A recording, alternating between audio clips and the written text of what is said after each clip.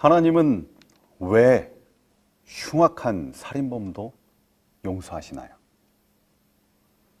영화 밀양의 이야기입니다. 한 여인이 남편을 사별하고 아들과 함께 밀양으로 이사합니다. 그런데 동네 그 아저씨가 아들을 유기하고 살해해요. 고통이죠.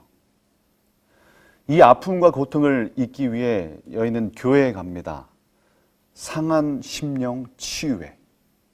그리고 기독교에서 말하는 거듭남을 경험합니다. 다시 태어나죠. 새 생명을 얻습니다. 그리고 기뻐요. 행복해요. 내 마음에 평화가 일어났다. 그리고 그 살인범을 용서하러 갑니다. 면회를 해요. 그런데 그 살인범이 하나님께서 자기를 용서했다고 고백합니다. 살인범의 표정 속에 평화와 기쁨이 있어요. 그때부터 이 여인의 눈빛과 얼굴이 일그러지죠.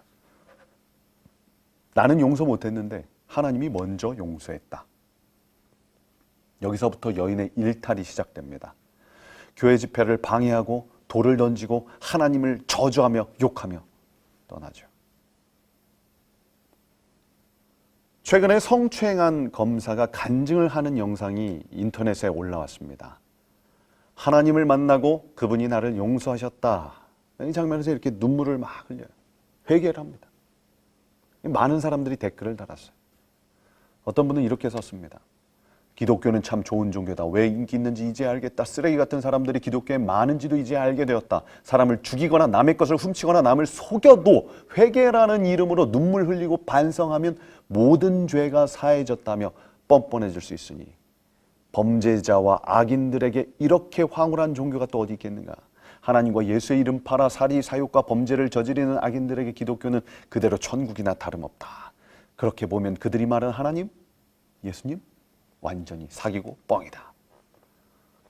이런 글이 올라왔습니다. 내 상처는 여전히 있는데 나는 너무 괴로운데 나는 용서 못했는데 내 원수, 정말 보기 싫은 그 원수는 하나님한테 용서받았다고 눈물을 흘려요. 이것이 회개랍니다. 도저히 납득할 수 없는 것이죠. 하나님께 용서를 받은 것은 무엇일까요? 용서받았다, 회개했다, 눈물 흘리며 끝나는 것인가요? 마태복음 5장 24절 예수님은 분명히 말씀하셨습니다. 예물을 제단 앞에 두고 먼저 가서 형제와 화목하고 그 후에 와서 예물을 드리라. 먼저 가서, 먼저 내가 잘못한 사람에게 가서 뭐 해야 됩니까? 용서를 구해야 합니다. 진심으로 사과를 해야 합니다. 정말 미안하다. 내가 잘못했다. 무릎을 꿇어서라도 그 사람이 용서하지 않는다 할지라도 그렇게 하지 않고 하나님께 용서받았다고 즐거워할 수가 없는 것이죠. 왜냐하면 하나님의 법은 하나님을 사랑하고 이웃을 사랑하는 것입니다. 이 법은 서로 연결되어 있어요. 사람을 사랑하는 것이 하나님을 사랑하는 거예요. 하나님을 사랑하는 것은 사람을 사랑하는 것입니다. 그런 사람에게 잘못을 했다, 죄를 저질렀다, 이것은 하나님께 잘못한 것이죠. 그렇기 때문에 사람에게 해를 입히면 사람에게 용서를 먼저 구하는 것이 하나님께 용서받는 것입니다. 잠언서도 말하죠. 자기의 죄를 숨기는 자는 형통하지 못하나 죄를 자복하고 버리는 자는. 죄를 자복하다라는 것은 뭡니까? 진심으로 사과하는 거예요. 개인에게 잘못했으면 개인에게, 대중에게 죄를 지었으면 대중 앞에서 진심 어린 사죄를 해야 하는 것입니다.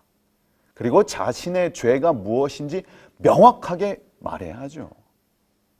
진정한 회개의 눈물에는요, 확실한 변화와 행동이 따라야 합니다. 그래야 이게 진짜 회개한 거죠. 이것이 진짜 죄를 슬퍼하는 자의 자세입니다. 그렇지 않으면 그 회개는 거짓이라고 할 수 있어요. 너희는 스스로 씻으며 스스로 깨끗하게 하여 내 목전에서 너희 악한 행실을 뭐하며? 버리며 행악을 그치고 그만두고 버려야 되는 거죠. 선행을 배우며 정의를 구하며 학대받는 자를 도와주며 고아를 위하여 신원하며 과부를 위하여 변호하라 하셨느니라. 이사야서의 말씀입니다. 이것이 회개하는 사람의 태도입니다. 또한 용서받은 자, 회개한 자는 변명을 하지 않습니다. 책임을 전가하지 않아요. 회개는 내 억울함을 넘어서요. 그리고 자신의 죄의 결과를 다 감당해야 합니다. 용서받았다고 그 죄의 결과들이 없어지는 건 아닙니다. 죄값을 치러야 합니다. 용서를 받아도 그 문제가 해결되어도 그 영향력은 남아있어요. 성경이 가장 위대한 왕, 유대인들이 가장 존경하는 왕 누굽니까? 다윗. 잘 아시죠? 영어로 데이빗. 우리가 이제 그 다윗의 위대한 면은 잘 알지만 그가 지은 죄의 스토리를 들으면 거의 살인죄와 간음죄를 저질렀어요.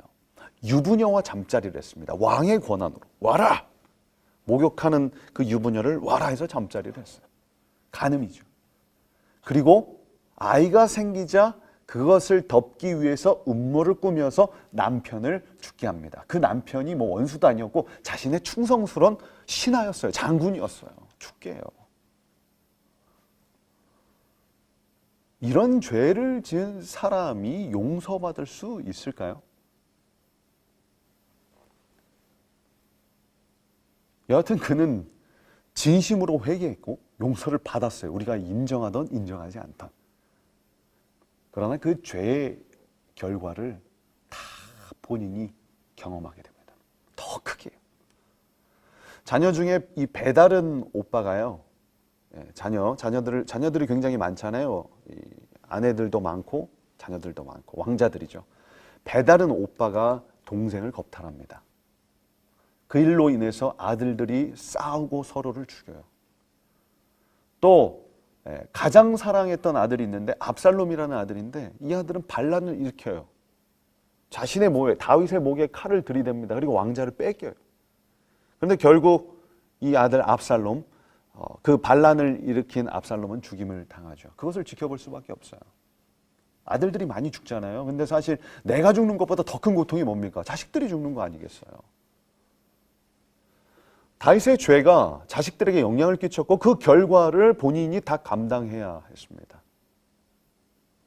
또 한 명, 삼손 아시죠? 성경에서 이제 가장 힘이 센 사자를 맨손과 싸워서 이겼던 삼손. 굉장히 부절제한 삶을 살았습니다. 여자를 너무 좋아했어요. 그 결과는 어떻게 되었습니까? 눈이 뽑혔어요. 우리 비참하게 죽습니다. 맨 마지막에 이 삼손이 진심으로 그 회개하는 장면이 나왔는데요. 그 죄를 회개했을지라도 용서를 받아도 사실 더 행복했어야 할 삶이 고통스럽게 끝나버립니다. 죄의 결과는요, 죄의 값은 다 지고 가야 돼요. 치르게 되어 있습니다. 그렇다면 하나님은 왜 흉악한 살인범도 용서하실까요? 진정한 회개와 변화 없이는 용서가 되지 않아요. 하나님은 정말 용서하고 싶으셔도 그게 안 되는 거예요. 동생 아벨을 죽인 형 가인, 성경에는 용서받았다라는 말이 없어요. 그의 삶이 변하지 않았어요. 죄는 눈물 한 방울로 용서받았다 이런 식으로 되는 것이 아닙니다. 죄의 형벌이 무서워서 회개하는 척하는 것도 안 돼요. 아간이 골짜기에서 돌에 맞아 죽었듯이 죄는 정말 무서운 거죠. 예수님께서 십자가에서 죽으신 것이 죄의 크기고 그 결과예요. 하나님의 생명이 없어지는 만큼의 크기가 죄의 무서움이죠. 그렇다면 용서와 회개는 그 죽음 속에 들어가는 거예요. 누군가의 생명을 빼앗았다면 그 이상의 고통이 따라오는 것이 바로 죄의 결과입니다. 그런데 흉악한 살인범이 누구입니까? TV에 이렇게 검은 모자 쓰고 마스크 이렇게 탁 쓴 이 괴물. 그 사람이 아니에요. 성경은 누가 이 살인범이라고 얘기하냐면 미움과 시기심, 질투를 품고 있는 바로 당신이라고 그렇게 말합니다. 너 자신이야. 예수님은 마음에 미움을 품은 것도 살인이라고 말씀하세요. 그 뿌리가 같다는 거예요. 만약에 살인죄에 대한 벌금이 10만 원이라면 어떻게 될까요? 그냥 마음에 안 들어. 그럼 뭐 하면 돼요? 그냥 없애고 10만 원 이렇게 내면 돼요. 살면서 한 번쯤은 10만 원 내고 누군가를 없애지 않았을까요? 저도 이렇게 있는 것 같아요. TV의 흉악범들에게는 손가락질 하지만 사실 우리가 하나님 앞에 서면 성경을 겸손한 마음으로 읽게 되면 나도 별반 다름없는 살인자인지도 모릅니다. 오늘 우리가 누군가와 틀어진 관계로 있다면, 미워하는 사람이 있다면, 종종 사람들 만나면 뒤에서 내가 욕하고 있는 그 누군가가 있다면 나는 살인자예요. 성경이 그걸 그렇게 얘기합니다. 변명거리는 없어요. 그 사람이 나한테 이렇게 해서 나를 이렇게 괴롭혔어. 그래서 미워하는 거야. 다 그래요. 억울하지 않은 사람이 어디 있습니까? 누구 미워하고 싫어하고 그 사람 욕할 때 억울하지 않은 사람이 어디 있어요? 다 그렇죠. 무조건 우리는 미움 그 자체로 회개와 용서가 필요한 사람이라고 성경은 말해요. 진정한 죄의 자복과 용서가 이루어질 때 자유함과 참 행복을 하나님께서는 허락하실 것입니다. 하나님은 우리 모두에게 이러한 용서의 삶을 원하세요. 오늘 저도 마음속에 생각나는 사람들이 있습니다.